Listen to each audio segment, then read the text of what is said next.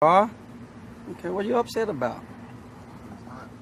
It's hot? Well, I'm staying outside here. you know? Like I say, if you don't have any more inside the vehicle, y'all should be worried about it. You know? We just have to do what we have to do. So that's basically it. Hey! Hey, stop! I ain't put it up there. Sir! I ain't going over. Hey!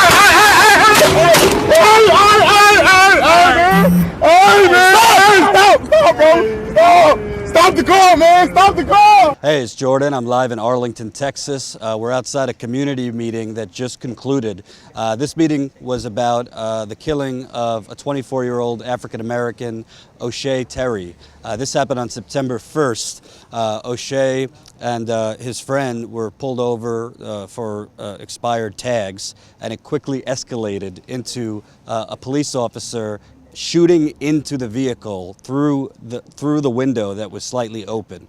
He shot, from my count, 5 times at O'Shea as O'Shea was driving away. It is over a month since this killing. The police in Arlington have not released the officer's name, his photo, any information about the officer. A deputy officer spoke to the community tonight and frankly had no answers. So there's 2 processes that will run at the same time. There's an administrative process that is handled by our Internal Affairs Division, and there is a criminal process that is handled by our criminal investigators within the police department. Those run separately, they are independent of each other, and they look at the incident from different perspectives. So the administrative process, again, is handled through Internal Affairs, and we talk to get statements from the officers. We receive information such as toxicology and ballistics and the autopsy report from the medical examiner's office. That all goes into the administrative side. And then the criminal investigation obviously is handled by the detectives. They receive that same information. However, they keep it separate, like I stated, from the administrative side. So they have to interview witnesses, they have to interview people that were there, both people that were outside and everything else, in order to complete their investigation, to submit the criminal investigation to the district attorney's office. The administrative investigation will be submitted up through the chain of command when it's complete. You mentioned earlier that the investigation is ongoing. Is that the case? Yes, sir. And part of that investigation is speaking with witnesses, I imagine. Yes. Next to me is Mr. Terrence Harmon. He is what I would call a material witness to the shooting. No one has requested from my office or from him to speak with him about what happened. It's a critical piece of information, I can imagine, about what was going on inside of the vehicle that may not show up on that body camera footage. Right. If a serious investigation is going forward, why has he not been questioned? I'm not involved in the criminal investigation. I'm not over criminal investigations, and I don't have an answer for you for that at this time. When this case first broke, Lieutenant Cook is your press secretary, correct? Yes. In every news outlet that we found, he made a statement that said the officer's arm was stuck. Did he later retract that statement? I believe the initial statement he gave on that day was what he believed at that day, and then later we released a statement with information that had been updated. I do not recall it in front of me. I don't have the press release in front of me that we initially released, but he released information the day of the incident as he believed it to be that particular day. Okay, and is it normal for a press secretary to reach out to individual residents of Arlington who post things on Facebook and correct them and say that that's not what the police department said? I'm not our public information officer. I don't know what our practices are on that. You don't know nothing. Why are you here? What is the police procedure for a driver running away and not adhering to commands? Is it to shoot out their tires? Is it to get a helicopter, or is it to shoot into the car? What is the general protocol for that kind of situation? So, in regards to your first question, I know that the community is frustrated that we haven't released his name. I hear that all the time from people. Why haven't we released his name? Why haven't we released his name? And I hear that. We've gotten threats We're not prepared to release that information about what those threats are. I know that people feel that there is a double standard when it relates to the treatment of officers versus the treatment of people in the community. But at this point, we're just not prepared to release his name based on the information that we have. That doesn't mean that we won't release it later, but right now, we're just not prepared to do it. That doesn't mean that we won't, okay? And I know that people are frustrated with that, but right now, that is our stance. And as it relates to your second question about what our tactics are, I don't want to be misquoted, so if you want to know what our tactics are, you're more than welcome to go and file an open records request to get a copy of what we teach as it relates to tactics and things like that and dealing with people on traffic stops. So you don't want to be misquoted. You can't just generally say, is the protocol or the general process to shoot out a tire, to call for backup if they're driving away? I mean, we have a variety of tactics at our disposal in dealing with people when we were on traffic stops. I have a two-part. Number one, as a mother of two black sons, one of which is 6-year-old sitting here telling me every day, Mom, when I grow up, I want to be a cop. I want to be a police officer. Ooh. I am conflicted in that because I don't want him to have to be hush-hush when his Caucasian counterparts kill us. And so he's a member of the Blue Wall, and he's going to be conflicted in what is morally correct. I want to buy him books that teach him cops are here to protect you, but I can't because like you and the use of the word transparency, it would be straight hypocrisy. Right. You said you were going to be transparent. You have not been transparent with who killed O'Shea. You're not transparent with who he is, what has been done to him as far as you threw O'Shea's name out there. Why aren't we hearing who this person is? That's right. I want to know, does he have prior offenses? You're saying he's in your police station. How do I know when I walk in with an issue, I'm not running up on him and he's going to do some ignorance with me? Well, How do I know your police officers are not going to kill me and my child? I'm done. You can answer that. So, I know that you're frustrated. I can hear it. I'm not sure what part of your question you want me to answer. Transparency. It's not equal. Kind of like the justice you all issue. Unequal. So, again, and I told Ms. Simmons coming in here tonight that at this point we are not prepared to release his name based on the information that we have. And that is it. That is But you dogged O'Shea Terry. It's hypocrisy. It's unfair. It is not right. You killed his body, then you killed his name. That's right. Why are you here if you have no answer? that's right.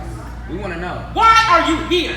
We were asked to come here to provide an update on the administrative and criminal process, which is what we were told that we were going to provide tonight. And so, coming here to talk about what the administrative process is, why does it take so long for the administrative process, what the criminal process is, why does it take so long for the criminal process?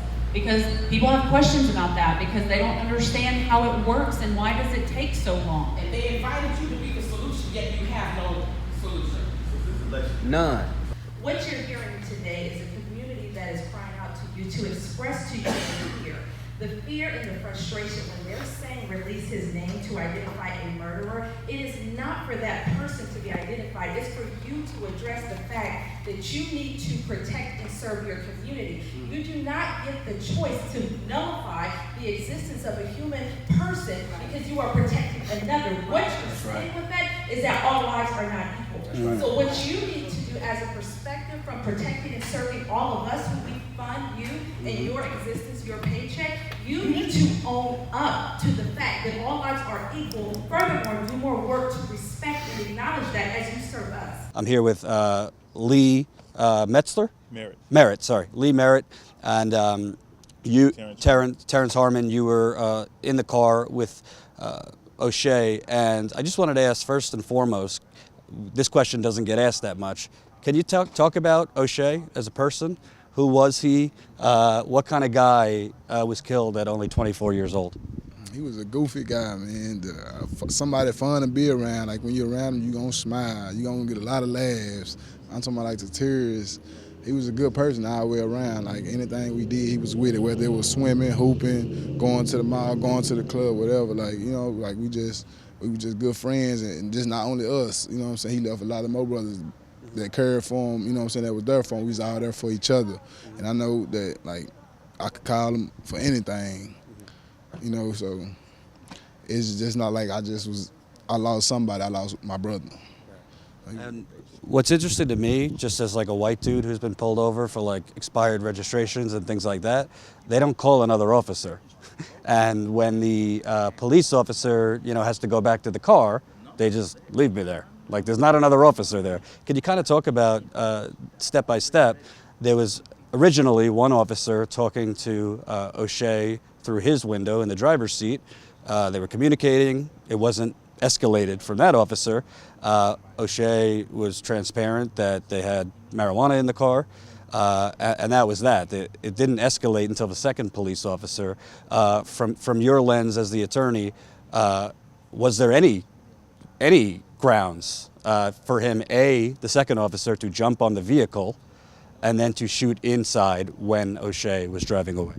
No, the decision to use deadly force in this case is not backed up by any facts. Typically, I sit back and wait, and I wonder what justification will be offered. In the case of, for example, 15-year-old Jordan Edwards, it was a car that was driving away, and I knew that it was driving away from the witness testimony, but they said, of course, the car was coming at them, and the video hadn't been released. The city of Arlington has been forthcoming, released the video, and they won't be able to justify the shooting whatsoever. And so besides the initial narrative that they offered, which just won't hold up, which is that the officer was being dragged, and he wasn't. He jumped onto the car, he grabbed it, he stuck his gun through the window. That's confirmed by this witness, is confirmed by the physical evidence and the video evidence. It's funny you point out that there's sort of a difference between how officers interact with you and what you saw in that video. I noticed at first, it's actually something I just picked up tonight. The registration would have expired that Thursday, and this was a Saturday. And O'Shea even thought, he says, maybe you can let me go with a verbal warning on this, because it was August 29th was the expiration date for his registration. It was September 1st. It's not a big deal, certainly not something that should have resulted in death. To the extent that she smelled marijuana and O'Shea was forthcoming that they probably had a doobie somewhere in the car that had been misplaced. That's a cite and release issue. In most jurisdictions, including Tarrant and Dallas County, have said, although these are still crimes on the books, it's such a de minimis infraction that we can just offer a citation and release the person. They went on to ask Mr. Harmon for his ID, which they had no right to do. He's a passenger in a car. He's not accused of any crime. At that moment, they certainly can ask for ID, but if they have reasonable suspicion that he committed a crime. But being a passenger in a car that has an expired registration isn't a crime. And so you could tell that this poorly trained police force was going about the task of using